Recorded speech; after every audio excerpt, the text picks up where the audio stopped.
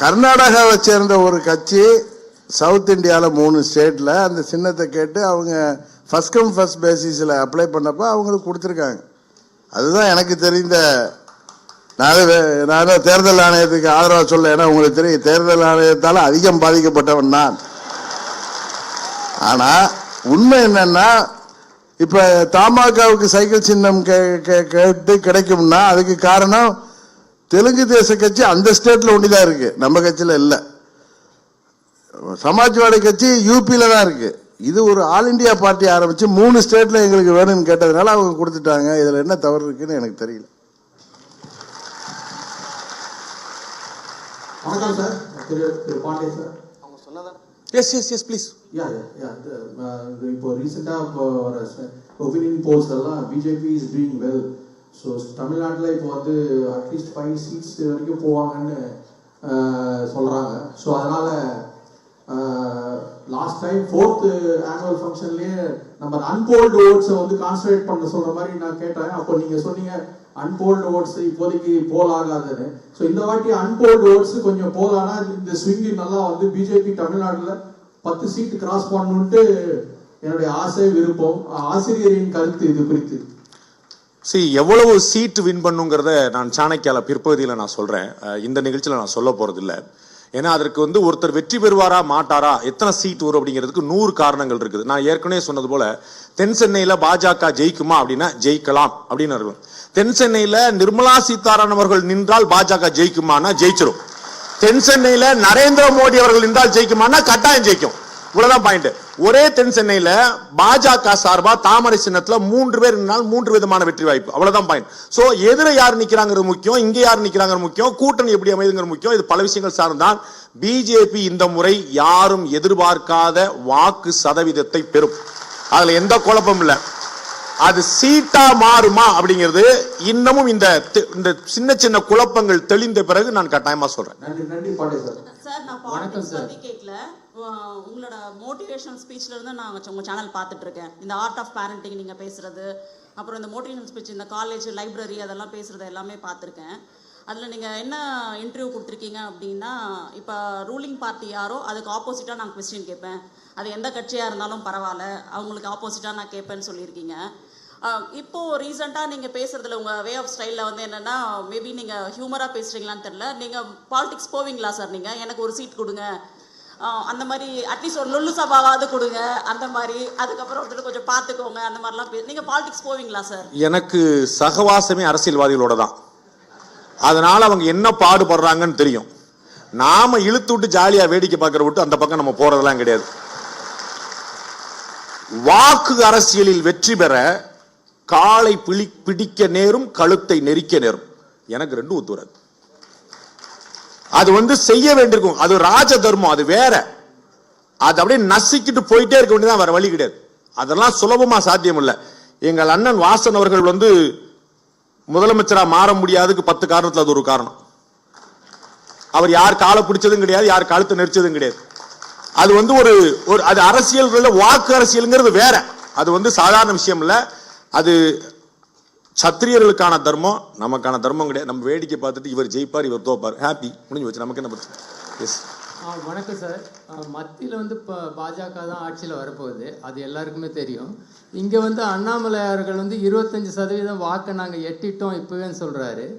25% வாக்கை வந்து இப்போ எட்டிட்டதுக்கு பிறகு தமிழ்நாடு அரசியல் எப்படி இருக்கும் சார்? 25% வாக்குகளை எட்டிட்டா 2036 பாஜக ஆட்சி நான் சொன்னதை மாத்தி முன்னாடியே கொண்டு வர வேண்டியிருக்கும். நான் நினைக்கிறேன் பாஜக இந்த வேகத்தில் வளர்ந்தா 2036 ஆட்சி நான் நினைக்கிறேன். ஆனா 25% இந்த முறையே வந்துருச்சுன்னா அதற்கு முன்னாடியே வந்ததற்கான வாய்ப்பு இருக்கு. 25 என்பது கனவாக இருக்கலாம், அது நனவாறதுக்கு ஓட்டு போடணும். கிரவுண்ட் ஒர்க் முக்கியம் மக்களே, கிரவுண்ட் ஒர்க் முக்கியம். உட்கார்ந்த இடத்துல ஓட்டு போடுறதுக்குலாம் இங்க யாரும் கிடையாது. நீங்க உட்கார்ந்துட்டே கால் மேல கால் போட்டுட்டு இருந்தா உங்களுக்கு இந்த 20% வந்து நினைக்கவே நினைக்காதீங்க. அவர் உழைக்கிறாரு, நீங்க உழைக்கிறாராம் பாருங்க. S S. என் பெயர் பிரேமா. எஸ். இப்போ முன்னாடி கேட்ட கேள்விக்கு தொடர் கேள்விதான் எனக்கு. உங்களோட அண்ணாமலையோட வளர்ச்சியை உங்க மனசு ஏத்துக்க மறுக்குதோ? இந்த ஜோக் வந்து திரு அண்ணாமலை அவர்கள் கேட்டா ரொம்ப ரசிப்பார்.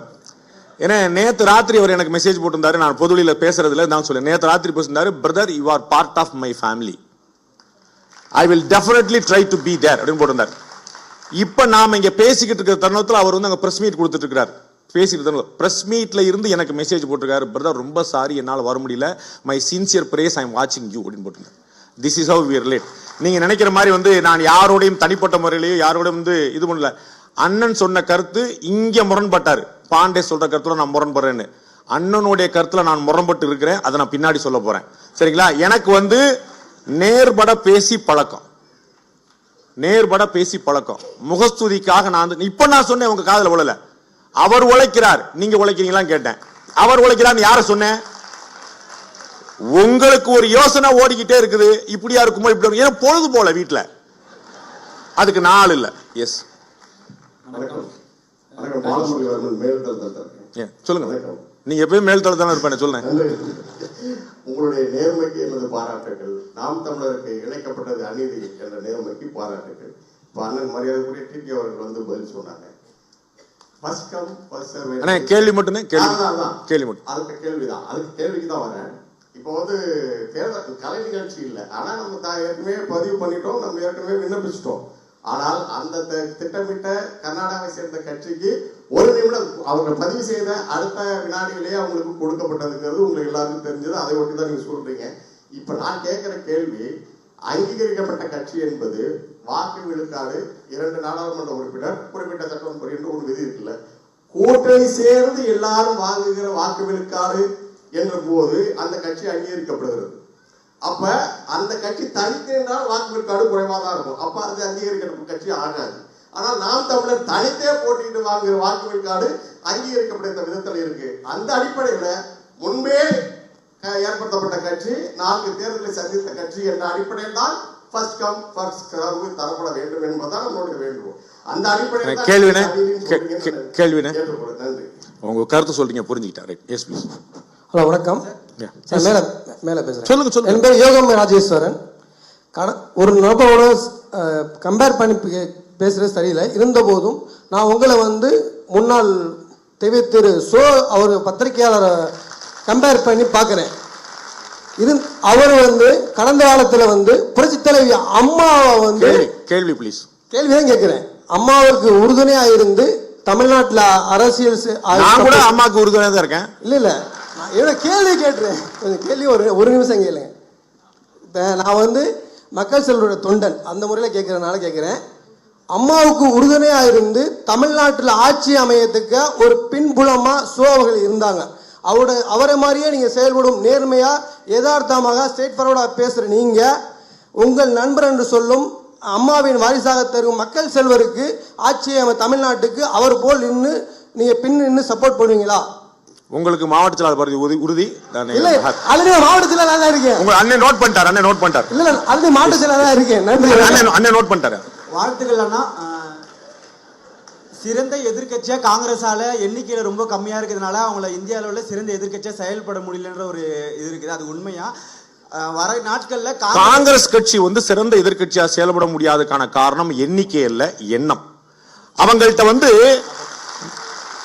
பாஜகவை தோற்கடிக்கணும் அப்படின்னும் நரேந்திர மோடியை வீழ்த்தணும்னு எண்ணம் இருக்குதே தவிர ஏன் வீழ்த்தணும் கூட தெரியல அவங்களுக்கு. வா நரேந்திர மோடியை தோற்கடிப்போன்றாங்க. எதுக்கு பாப்பன அவர் தோற்கடிக்கணும்? எதுக்குடா தோற்கடிக்கணும் பாஸ்? எதுக்கு? பதில் இல்ல. ஒரு ஊழல் குற்றச்சாட்டு சொல்லுங்க, ஒரு முறைகேடு சொல்லுங்க, ஒரு உழைப்பற்ற தன்மை சொல்லுங்க, ஒரு பொருளாதார வளர்ச்சி இல்லைன்னு சொல்லுங்க, உலக நாடுகள்ல மரியாதை இல்லைன்னு சொல்லுங்க, டைம்ஸ் பத்திரிகையில உங்களை போட்டு வந்து அசிங்கப்படுத்துறான்னு சொல்லுங்க, ஏதாவது ஒரு நெகட்டிவா சொல்லுங்க.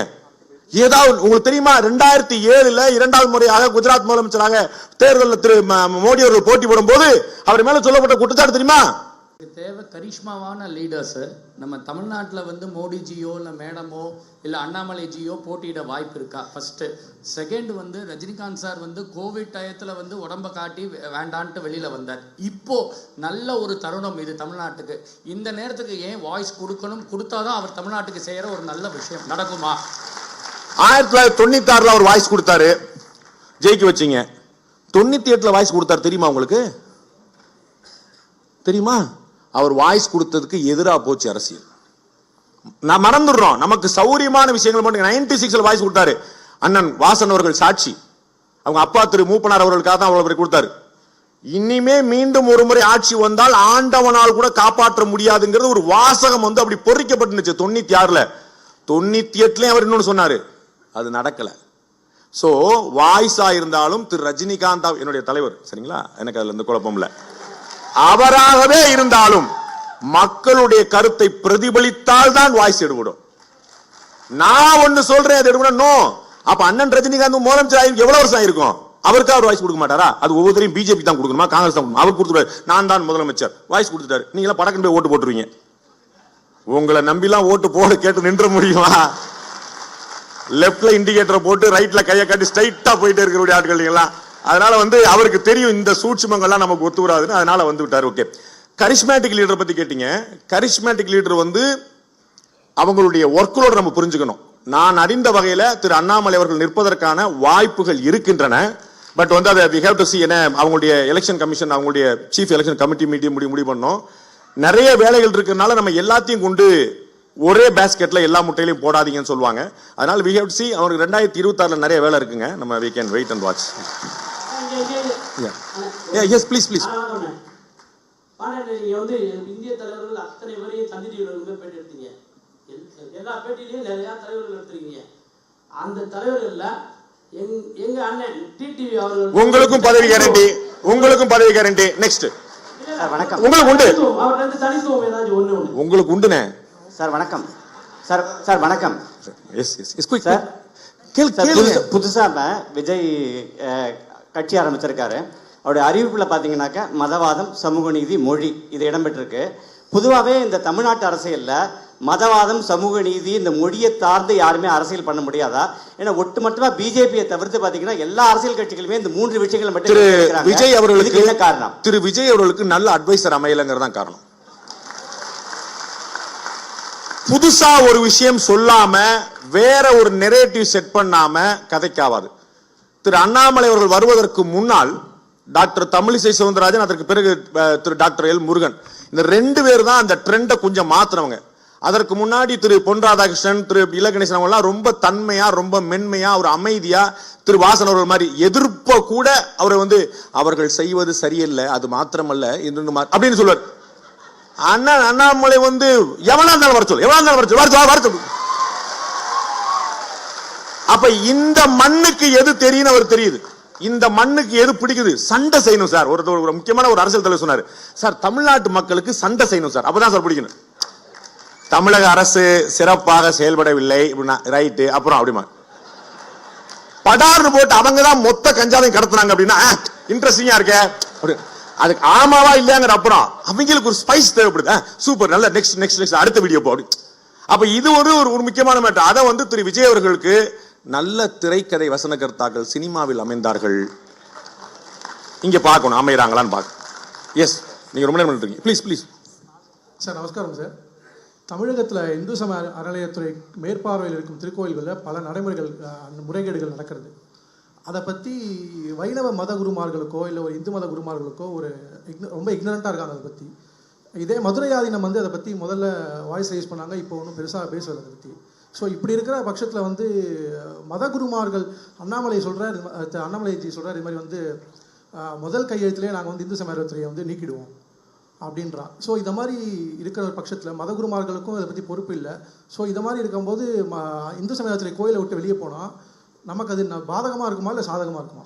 ஏன்னா அது அடுத்தது யார் அதை வந்து இந்து சமய அறநிலையத்துறை வந்து வெளியே போகாது, அது இப்போதைக்கு நடக்காது.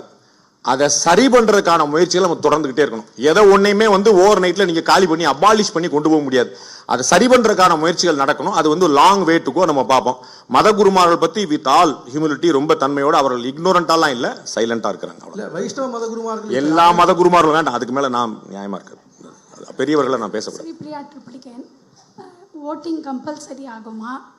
அந்த ஆதார், பேங்க் அதெல்லாம் இணைக்கிற மாதிரி ஓட்டர் கார்டு சேர்த்து இணைக்கலாமா? அது வருங்காலத்தில் வருமா?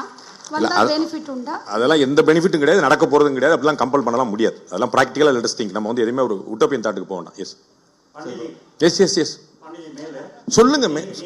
பிரவுன் டி-ஷர்ட் போட்டிருக்கீங்க, ஆனா அங்க பாத்தீங்கன்னா காவி தான் தெரியுது. இவ்வளவுதாங்க உண்மை, இவ்வளவுதாங்க கரெக்டா சொன்னீங்க. நான் வந்து என்னுடைய மாவட்டத்துல தான் உங்களை நான் நியமிச்சிடுறேங்க. இவ்வளவுதாங்க உண்மை.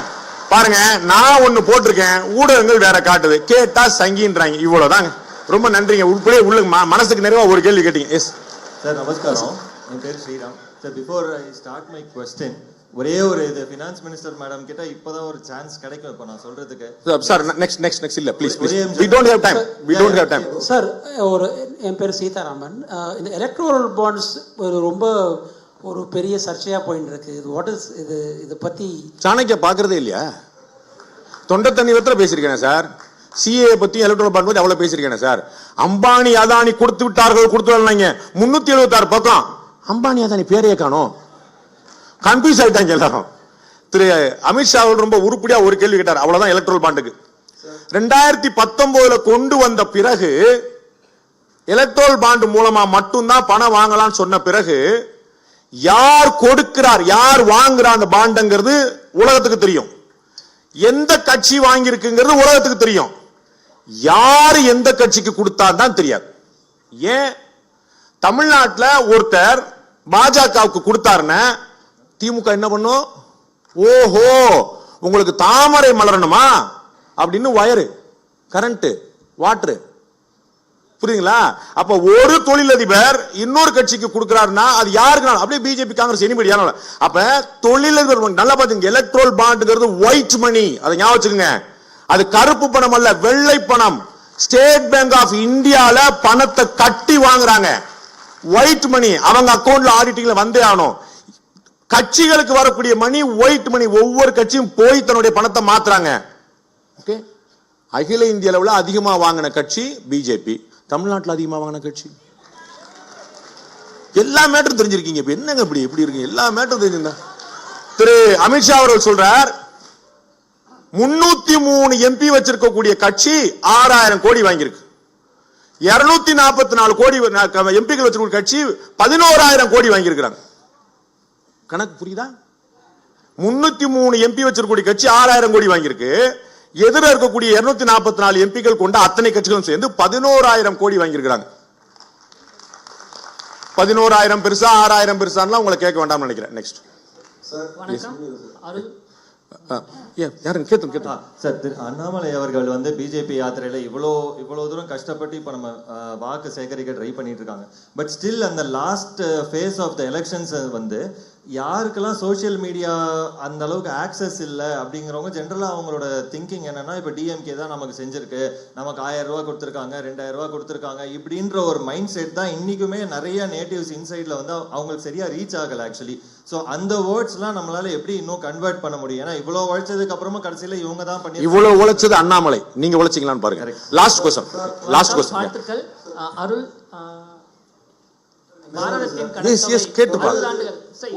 தமிழகத்தில் கோயில்கள் இடிக்கப்படுவது, கோயில் சொத்துக்கள் சிலைகள் கொள்ளையடிக்கப்படுவது, கோயில் நிலங்கள் அபகரிக்கப்படுவது தொடர்கதையாக இருக்கிறது. இது போதாது என்று கோயில் உண்டியல் வருவாயை இந்து சமய அறநிலைத்துறை எடுத்துக்கொள்கிறது. இதை தடுக்க மத்திய அரசு நடவடிக்கை எடுக்காததே. தமிழ்நாட்டில் ஆட்சியை பிடித்தவுடன் அறநிலைத்துறையிடமிருந்து கோயில்கள் விடுவிக்கப்படும் என்று அண்ணாமலை சொல்கிறார்.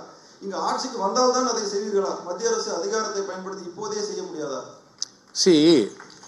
எதுல தலையிட முடியும்னு ஒரு கணக்கு இருக்குங்க. சந்தேஷ் காலில வெஸ்ட் பெங்கால்ல பயங்கரமான அராஜகம் நடக்க, அநியாயம் நடக்குது. ஒரு கோச் கிட்ட பாரத பிரதமர் நரேந்திர மோடி ஆட்சியை கலைச்சிருவோம்னு சொல்றாரு வச்சுக்கோங்க. என்ன தெரியுமா? 24 மக்களவை தேர்தலோட சேர்ந்து அந்த அம்மா திரும்ப ஆட்சிக்கு வந்துடும். சில விஷயங்களை லாங் ரோப்ல விட்டு தான் பிடிக்கணும். மத்திய அரசு விட்டு பிடிக்குது. எனக்கு நல்ல நம்பிக்கை இருக்குது. அவர்கள் வந்து உத்தரகாண்ட் உள்ளிட்ட பிற மாநிலங்கள் வந்து இது மாதிரி கோயில் எடுக்கும் போது, பாஜக அரசே கோயில் வந்து அரசாங்கம் எடுக்கும் போது அவர்கள் வேற ஒரு அட்வைஸ் கொடுத்தாங்க. அது வந்து சரியா போச்சு. அப்புறம் திருப்பி அவர்களுக்கே கொடுக்கப்பட்டது. ரொம்ப நன்றி. அம்மாவுடைய நேரங்கிறது இது முடிச்சுக்கிறோம். நம்ம வந்து பிறகு நம்ம பேசலாம். ரொம்ப நன்றி. Thank you much. Thank you much. Please save time. Please please please please. கேள்விகளுக்கும் பதில்களுக்கும் நன்றி.